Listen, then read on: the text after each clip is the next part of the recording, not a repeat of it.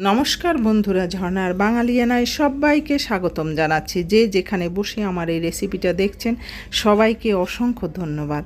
যে আমার এই রেসিপিতে হাত দিয়েছেন সবাইকে স্বাগতম জানাচ্ছি। বন্ধুরা, আজকে হোটেল স্টাইলে চটপটি রান্না করে দেখাবো। আর এই চটপটির স্বাদ দারুণ, অসাধারণ। যে একবার খাবেন সে বুঝবেন যে এর কী স্বাদ। ঘরে বসে স্বাস্থ্যকরভাবে যে কোনো খাবার তৈরি করে খেলে কিন্তু দারুণ হয়। আসলে আমরা বাইরের খাবার খেতে খেতে অভ্যস্ত হয়ে যাই, কিন্তু ঘরে বসে যদি এভাবে তৈরি করে খাবার খাওয়া যায় সেটা কিন্তু স্বাস্থ্যকরও থাকে আর খেতেও ভালো লাগে, আর খাবারও খাওয়া যায় মনের মতো করে।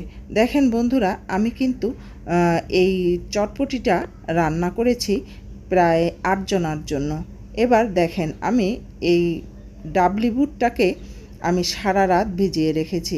এই ভিজিয়ে রাখার পর এরকম হয়েছে। এগুলো সিদ্ধ করব, আর এগুলো সিদ্ধ করা কিন্তু খুব সময়ের ব্যাপার। কত অল্প সময় কিভাবে এগুলো সিদ্ধ হয় আমি তা আপনাদের কাছে আজকে শেয়ার করব। নিয়েছি একটা আলু আর নিয়েছি 2টো ডিম। আমি এগুলোকেও সিদ্ধ বসিয়ে দেব। এইখানে চটপটি বানানোর জন্য আমি যা যা নিয়েছি একে একে সব শেয়ার করব আপনাদের সাথে। নিয়েছি মাংস। এখানে আমি কিছু কাটাযুক্ত মাংস নিয়েছি, মুরগির গলার মাংস, পায়ের মাংস, এরকম কিছু কাটা কাটা মাংস নিয়েছি। এবার চলুন চুলার কাছে যাই। প্রথমে আমি আলু আর ডিমগুলোকে সিদ্ধ বসিয়ে দিই, এগুলো সিদ্ধ হতে থাক।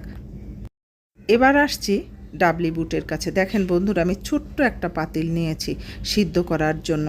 এই বুটের ডাল বা ডাবলি বুট যাই বলেন, মটর ডাল, আপনি যদি ভেজানোর পর অতি সহজে সিদ্ধ করতে চান খুব কম সময়ের মধ্যে, তাহলে এরকম ছোট পাত্রে, পাতিল জাতীয় ছোট পাত্রে এটা সিদ্ধ দিবেন একেবারেই লো আঁচে। এটা 10 মিনিট 12 মিনিটের মধ্যে সিদ্ধ হয়ে যাবে। এবার চলে আসলাম মাংস রান্না করার জন্য। আমার ওদিকে এই আলু আর ডিম সিদ্ধ হতে থাক, আর এদিকে আমি মাংসটা রান্না করে ফেলি। আর মাংসটা রান্না করার জন্য আমি কড়াইতে তেল বসিয়ে দিয়ে পেঁয়াজ দিয়ে দিলাম। এই পেঁয়াজটাকে একটু ভালো করে ভেজে নেব। দেখেন বন্ধুরা, আমি একবারে সব শুরু করলাম, সিদ্ধ দিলাম, মাংস রান্না করতেছি, আর এদিকে ডালটাও বসিয়ে দিয়েছি। খুব দ্রুত কিন্তু আমার কাজটা হয়ে যাবে। আমি এই রান্নাটা যদি একটা একটা করে করি তাহলে কিন্তু অনেক সময়ের দরকার, তাই আমি 3টা আঁচে বসিয়ে দিলাম। আমার পেঁয়াজ ভাজাটা কিন্তু অনেকটা হয়ে গেছে। দিয়ে দিলাম একটু রসুন দিয়েও আবার একটু নাড়াচাড়া করলাম। আসলে মাংস রান্না করার জন্য আমি যে যে মশলা ব্যবহার করি সব সময় সব কিছুই দেব। দিয়ে দিচ্ছি আদা আর জিরা বাটা। আবার একটু মশলাটা কষায় নেব। আস্তে আস্তে করে মশলা দিতে হয় আর মশলা কষাতে হয়। আমার এখানে আঁচটা আছে একেবারেই লো আঁচ। লো করা অবস্থায় কিন্তু বন্ধুরা মশলা কষাতে হয়, তা না হলে কিন্তু মশলা পুড়ে যায়। একটু জল দিয়ে দিলাম। এরপর দিয়ে দেব হলুদের গুঁড়া, মরিচের গুঁড়া, আর দিয়ে দেব লবণ। দেখেন বন্ধুরা, আমি কিন্তু এই মাংস রান্না করার জন্য যতটুক দরকার ঠিক ততটুক পরিমাণে মশলা দিচ্ছি। আমি কিন্তু বুটের জন্য মশলা ব্যবহার করব না এখানে।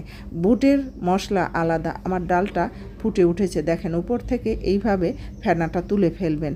এর মধ্যে থেকে যে ফেনাটা উঠবে সেটা অবশ্যই কিন্তু ফেলে দিতে হবে। আমি কিন্তু এভাবে করে ফেলে দিচ্ছি। বন্ধুরা, আবার চলে আসলাম মাংসের কাছে। এবার দিয়ে দিলাম লবণ, আর দিয়ে দিলাম 2টো এলাচ, অবশ্যই কম কম দিব। দিয়ে দিলাম দারুচিনি আর তেজপাতা। এবার দিয়ে দেব মাংস। আর এখানে যেহেতু কাটার মাংস, অল্প একটু রান্না করতে কিন্তু খুব একটা সময় লাগবে না। আমি জাস্ট মাংস রান্না করার জন্য যা যা দরকার তাই দিয়ে দিলাম। আর এইটুকু মাংসের জন্য যা যা দরকার আমি সেটুকুই কিন্তু দেব। এই বুটের জন্য কিন্তু দিব না, যে বুট রান্না করার জন্য মশলা বেশি দিতে হবে তা কিন্তু না। দিয়ে দিলাম লাল মরিচের গুঁড়া।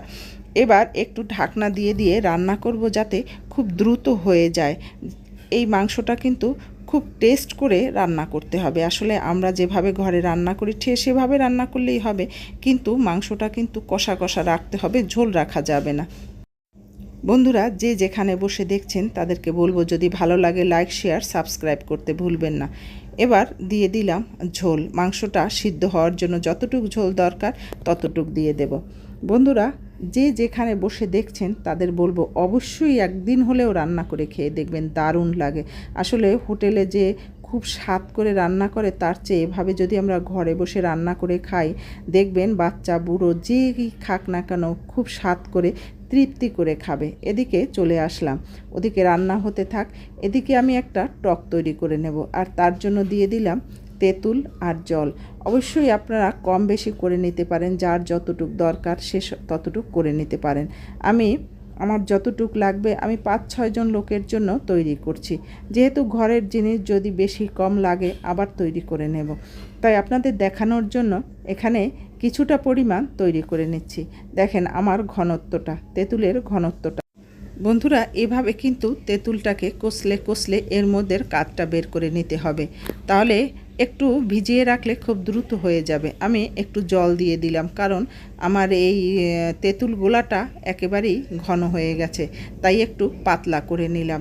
এবার এর মধ্যে দিয়ে দেব 3 চামচ পরিমাণ চিনি, আপনারা আপনাদের স্বাদ অনুযায়ী খাবেন। আর দিয়ে দিলাম চিলি ফ্লেক্স, মরিচের টালা মরিচের গুঁড়া, আর দিয়ে দিলাম বিট লবণ।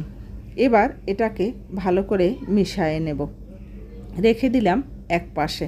আমি এবার চলে যাব আমার মাংসের কাছে। দেখেন বন্ধুরা, আমার কিন্তু মাংস রান্না হয়ে গেল। এভাবে কষা কষা একটু সামান্য একটু ঝোল রাখবেন, একেবারে শুকানোর দরকার নেই। শুকাতে গেলে কি হবে, শুকাতে গেলে আসলে মাংসের স্বাদটা নষ্ট হয়ে যাবে। তাই এভাবে যখন হয়ে যাবে, তেল উঠে আসবে উপরের দিকে, তখন এই ডাবলি বুটটা ছেড়ে দিবেন। আর আমার বুটটা সিদ্ধটা খুব সুন্দরভাবে সিদ্ধটা হয়েছে, দেখেন একেবারেই সিদ্ধ হয়ে গেছে। আর আমি ঘড়ি ধরে দেখেছি আমার 13 মিনিট লেগেছিল এই ডালটা সিদ্ধ করতে। এবার আমি মাংসের মধ্যে ঢেলে দিলাম, আর মাংসের মধ্যে ঢেলে দিয়ে আমি আর রান্না করব না, করব কি একটু ফুটে উঠলেই এটা নামিয়ে নেব। বন্ধুরা, যারা আমার সাথে সাথে আছেন, যেসব বন্ধু পুরানো বন্ধু আমার সাথে আছেন, যারা নতুন নতুন আসছেন আমার রান্নাঘরে, তাদেরকে অসংখ্য ধন্যবাদ। পথ চলতে চলতে আসলে আমাদের অনেক বন্ধুই আসছে, তাদেরকে অসংখ্য ধন্যবাদ আমার সাথে পথ চলার জন্য। দেখেন বন্ধুরা, এভাবে একটু ফুটে উঠলেই আমি এটাকে এখন নামিয়ে নেব। দেখেন বন্ধুরা, এটার কালারটা কিন্তু দারুণ হয়েছে, একেবারেই হোটেল স্টাইল, দেখলেই মনে হবে যে খেতে মন চায়। আর দেখেন ঝোলটা কিন্তু একেবারে ঠিক আছে। এবার আমি আলুটাকে ভেঙে দিচ্ছি, আলুটাও সিদ্ধ হয়ে গেছে আমার খুব ভালো করে। আর আমি বড় সাইজের একটা আলু নিয়েছি, মানে একটা আলুতেই হয়ে যাবে। আসলে বাইরের দিকে যখন আমরা খেতে যাই, ওরা আলুর পরিমাণটা বেশি দেয়, আর ঘরে যখন আপনি তৈরি করবেন আলুর পরিমাণটা অত বেশি দেওয়ার দরকার নেই। দেখেন আলুগুলো কিন্তু আস্তে আস্তে আছে, বেশি একটা আমি ভাঙিনি, কম ভেঙে নিয়েছি। এবার কিন্তু আমি সব কিছু এর সাথে মিশিয়ে নেব, একে একে সব কিছু। বন্ধুরা খেয়াল করে দেখবেন, আমি পেঁয়াজ দিচ্ছি, আলু দেওয়ার পর দিয়ে দিচ্ছি পেঁয়াজ, আর পেঁয়াজটা কিন্তু আমি একেবারেই মিহি করে কুচাই নিয়েছি। দিয়ে দিয়েছি মরিচ আর কাঁচামরিচ দিয়েছি, আপনারা আপনাদের স্বাদ মতো যে যেভাবে ঝাল খেতে পারেন দেবেন। এবার দিয়ে দিলাম লেবুর রস, আর দিয়ে দিলাম সামান্য একটু ধনিয়া পাতা, কাঁচা ধনিয়া পাতা বেশি দেওয়ার দরকার নেই। এবার দিয়ে দিলাম একটা 250 গ্রাম ওজনের শসা। আমি এই শসাটাকেও একেবারেই দানা দানা করে কেটে নিয়েছি, মানে একেবারেই কুচি কুচি করে নিয়েছি। এবার দিয়ে দিলাম মশলা, আর আমি এখানে চটপটির মশলা নিয়েছি। বাজারে যে চটপটির মশলা পাওয়া যায়, সেই মশলার প্যাকেট থেকে আমি চা চামচের 3 চামচ, ভরা 3 চামচ এখানে দিয়েছি। দেখেন এবার আমি এটাকে মিশিয়ে নেব। একটু পাতলা পাতলা অবশ্যই রাখতে হবে, পাতলা পাতলা না রাখলে কিন্তু এই চটপটি ভালো লাগবে না। এবার দিয়ে দিলাম ডিম, আর ডিম আমি এভাবে কুচি কুচি করে দিচ্ছি, আপনারা চাইলে টুকরো টুকরো করেও দিতে পারেন।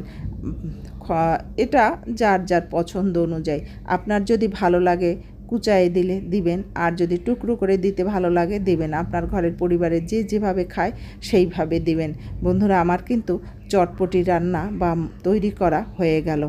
এবার আপনি পরিবেশন করবেন। দেখেন এখানে আমি টক নিয়েছি, আর আমি একটা বাটিতে তুলে নিচ্ছি। আমি এর সাথে টকটা মেশাবো না, কারণ এক একজনে এক এক রকম টক খায়, কেউ বেশি খায়, কেউ কম খায়। সেই জন্য আমি টকের বাটিটা দিয়ে দেব, তারা তাদের মতো তুলে খাবে। বন্ধুরা, এভাবে তৈরি করে খাওয়াই দেখবেন। ভালো থাকবেন, সুস্থ থাকবেন।